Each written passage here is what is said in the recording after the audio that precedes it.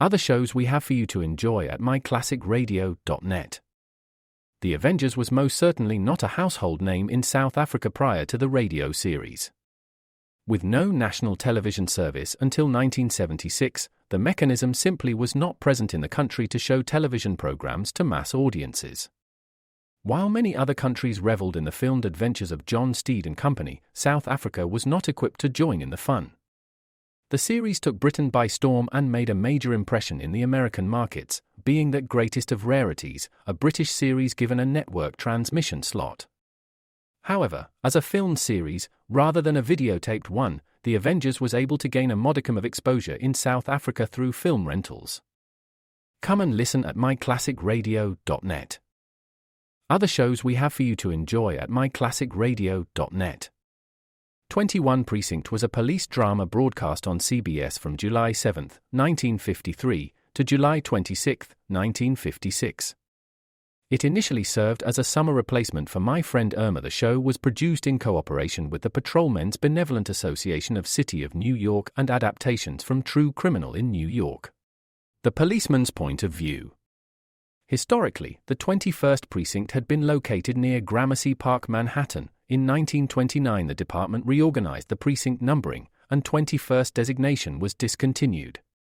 No such precinct existed during the run, nor does a 21st precinct exist. However, the fictional precinct's territory closely corresponds to that of the Upper Side's 23rd precinct since 192. Come and listen at myclassicradio.net. Your Coca-Cola bottler presents Claudia, based on the famous play and novels by Rose Franken. Brought to you transcribed Monday through Friday by your friendly neighbor who bottles Coca-Cola. Relax, and while you're listening, refresh yourself. Have a Coke. And now, Claudia. Hey, Claudia. Claudia, what are you standing over there at the window mooning about? I'm not mooning, I'm looking. I don't see what you can be seeing out that window. It's pitch black out tonight. That's it exactly. I couldn't see anything. I've never seen anything as dark as this night. Well, come to bed. I'm sleepy. Ooh, too hot for blankets. I'm sleepy, too. Oh, so far away. What's so far away? Everything.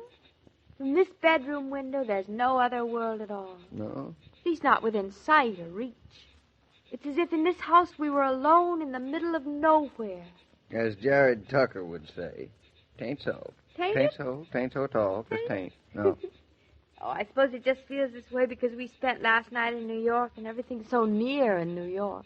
New York, if you want my opinion, is claustrophobic. My, what a big word for a sleepy man. Almost woke me up saying it. Is it late?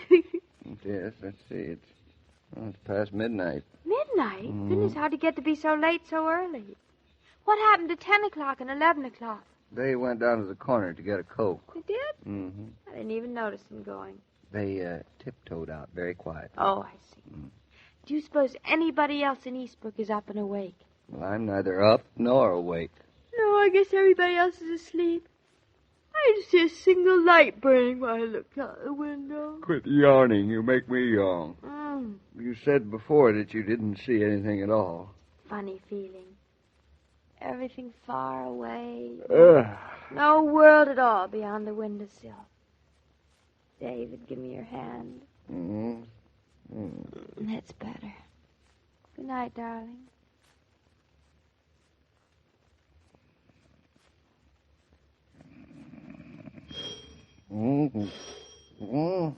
Good. I think I heard something. Was I dreaming? You wasn't dreaming. David, what do you suppose it is? You can't imagine. I guess I better get up and find out. All right. I'm coming. Coming. Don't you give a man a chance to put on his... Where is the slipper? Here. I'll put on the light, darling. Ouch, it's bright. Oh, my goodness, it's 2:30. I wonder who it is, what it is. I don't know.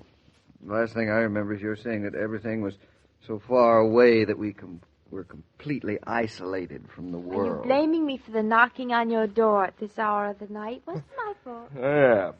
So queer. David, I'm coming with you. Now stop being an alarmist. It's probably somebody asking for the directions to Broadway and 48th Street. Or the nearest justice of the peace. Then I'm certainly coming down with you. Asking for directions at this hour of the night, honestly. I'll give them a piece of my mind, I will. Well, now, don't be too generous. David, put on the light before you open the door, darling. I don't know. I just don't know what I'd do without your brilliant advices, Mrs. Norton.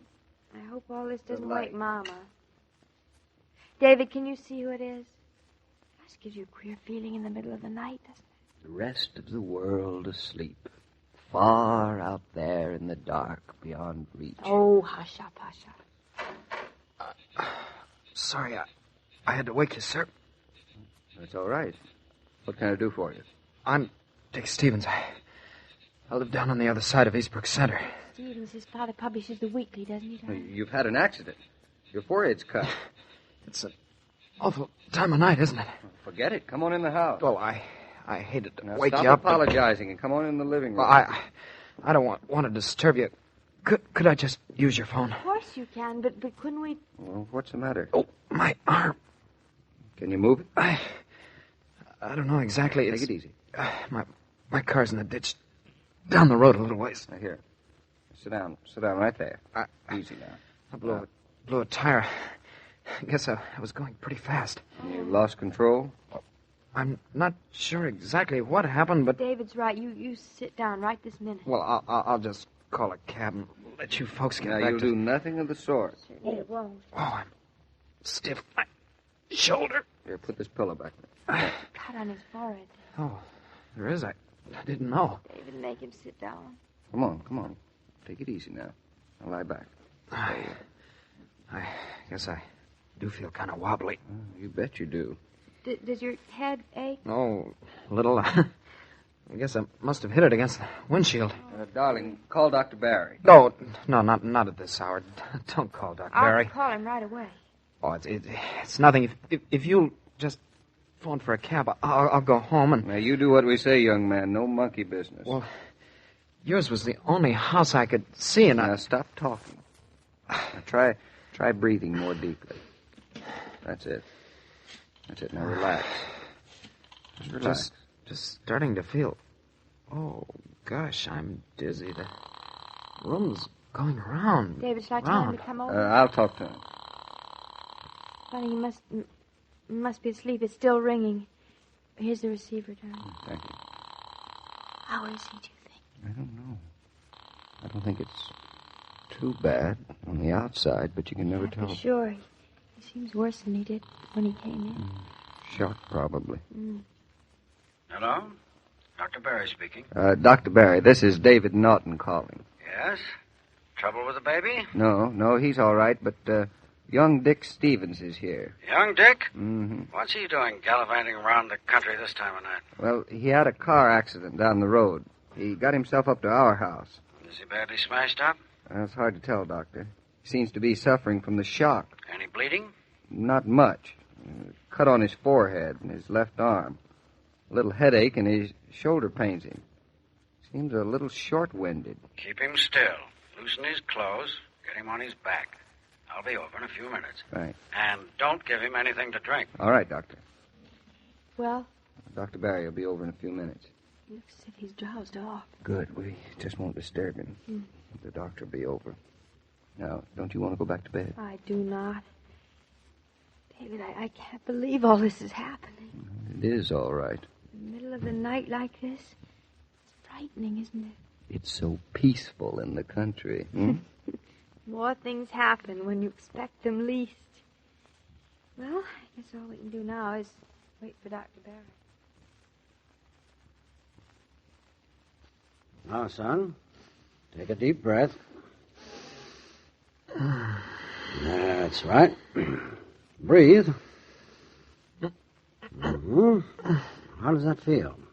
It's sort of catches under my arm. I think that's all right. Now, Dick, where does your arm hurt you? My elbow. When I bend it, Dr. Barry. But you can bend it, eh? Well, it's getting stiffer. Cheer up. It'll probably get a whole lot stiffer. How's your head? Not so good. David, Give me my black bag from the chair. Here you are, Doctor. That black bag's sort of a traveling drugstore, isn't it, Dr. Barry? That's what I call it, and has done a lot of traveling. Yes, sir. There isn't a family in miles around here that doesn't recognize this bag of mine as well as my face. Now, son, turn your head around. Take it easy. I'm not going to hurt you. How long is it since I've been taking care of you? Gosh, I remember you since... Oh. Well, you're practically the first person I do remember. It's no wonder. I brought you bawling your head off right into this here world. Easy. I inoculated you, vaccinated you, took out your tonsils, took care of your measles and chicken pox. And... Doctor, how soon does our son start getting vaccinations and such? Pretty soon, I think. Good. You know, I wouldn't mind if Dr. Barry were his first memory, too. I hope Dick's going to be all right. I'd hate to have to call his mother and... Stop worrying now, one thing at a time. Well, son, I think you got off pretty easy. You got yourself pretty well shaken up, but you managed not to break any bones or crack your skull. I'm starting to feel as if I had... A couple of hours, and you probably feel even worse. But you live, so you've got nothing to complain about. Say, I'm not complaining. I'm just glad there wasn't a telephone pole in that ditch. Is there anything special we should do, Doctor? Well, I suggest that Dick here get himself right into bed.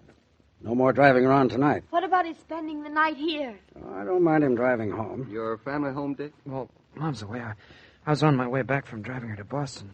But Dad's home. Why don't we just call him up and tell him what happened without worrying him? And then you can spend the night with us. That'll save Dr. Barry a trip, and we'll be sure everything's all right for Dick. Well, it's up to him. I'll prescribe. I'm the medico here. I prescribe a night with the Nortons for you, Dick.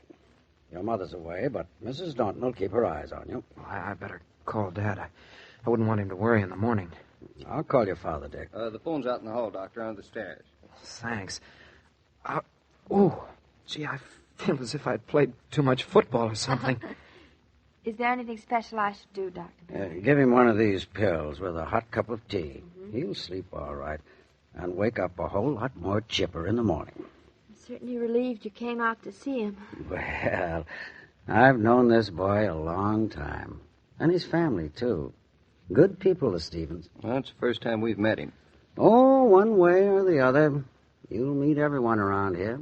How would you like something to eat before starting home? No, thanks. No middle-of-the-night snacks for me anymore. But, while I'm here, anybody else need medical treatment? We're all fine, knock wood. Even the cat and the dog.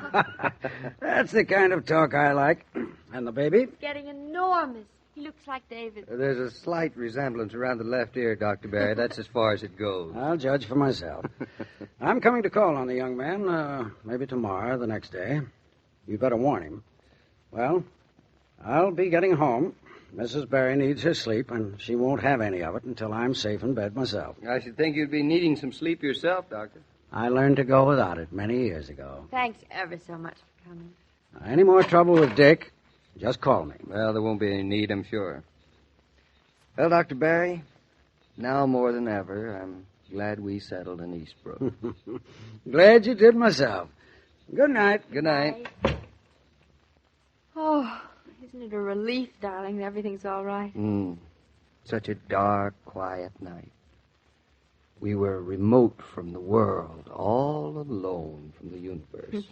Aren't you ever going to let me forget my one little excursion into poetry? The world is so far away. On our doorstep. Right in our house. That's living in the country.